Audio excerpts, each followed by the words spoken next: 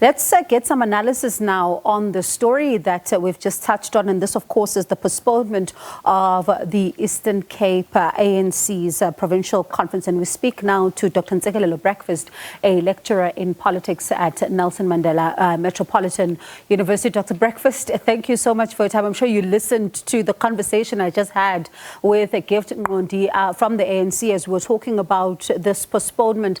And we, of course, are seeing in the public domain and hearing from him as well that there are some disputes here, and they want to make sure that credentials are in fact in order so they can have a credible conference.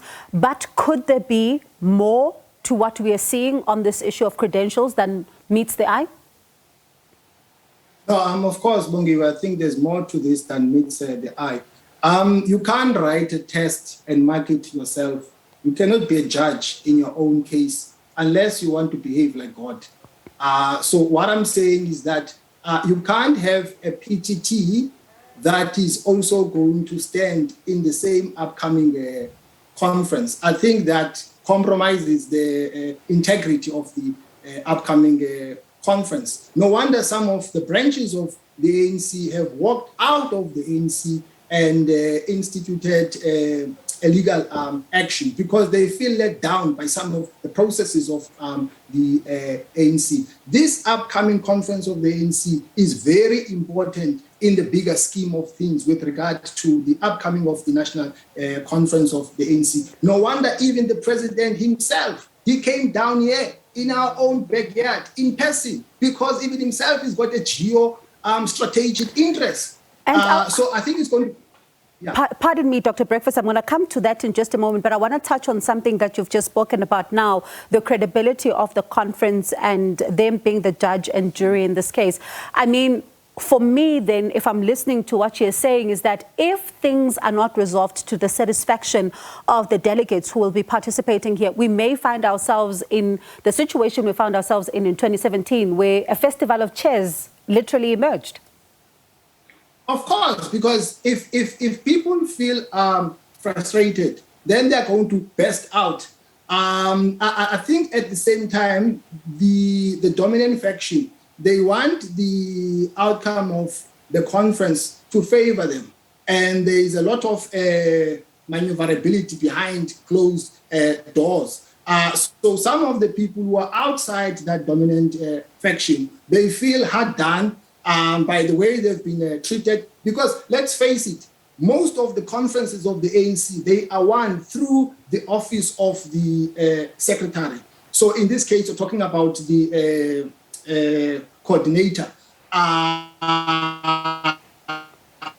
So the way the entire conference has been planned is problematic in my opinion. So we see, the fierce contestation, some have called the fierce contestation between Oscar Mabuyane and Babalo Matigizela. You alluded to it a little earlier on. Let's get into it now. What does it mean for the ANC president? Because the outcome of this particular conference has a significant bearing on what happens in December. Yeah, so I think it's not quite clear from my standpoint which way the wind is blowing. The outcome can go either way. No wonder there have been some reports over the weekend by one of the weekly newspapers that there have been some bilateral discussions in private. There was allegedly an attempt by the Ramaphosa faction to untwist the other contender because they are panicking, because they know that it's not clear. It's not quite clear whether they are going to win or not. But if they lose, I think the prospects of Ramaphosa coming back for the second term will be debatable. Especially when you look at... Because in as much as, for instance, the KZN conference has not been held, I'm talking about the PC one. But I think that part of the world is in the hands of the forces of RET. So there is no way the Ramaphosa faction would want to lose this particular one in the Eastern Cape. I was going to go to that KZN conference and really juxtapose what you're saying here, but listening to what you're saying then about those bilaterals, could we see, a negotiated slate here, which could incorporate Babalo Matekizela as well as Oscar Mabuyane and not see a clean sweep? As you know, of course, it's on a different scale, but we saw in the eThekwini region, we saw that slate. Could we see then here a negotiated somehow slate settlement, if I may even put it that way? I don't think so, Bongiwe. I'll tell you why, because it's not quite clear which faction Matekizela supports, in as much as in theory he says that he supports the president himself.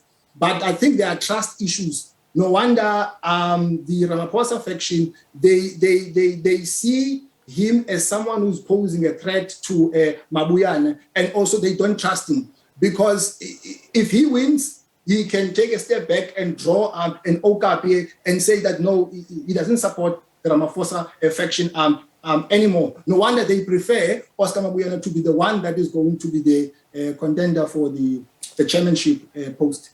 And in light of what you're saying, very briefly then, as we look ahead to KwaZulu-Natal, how do you see that provincial conference playing out? You did allude to it earlier on. Do you think, though, that it could go the way we saw in eThekwini, a potential clean sweep?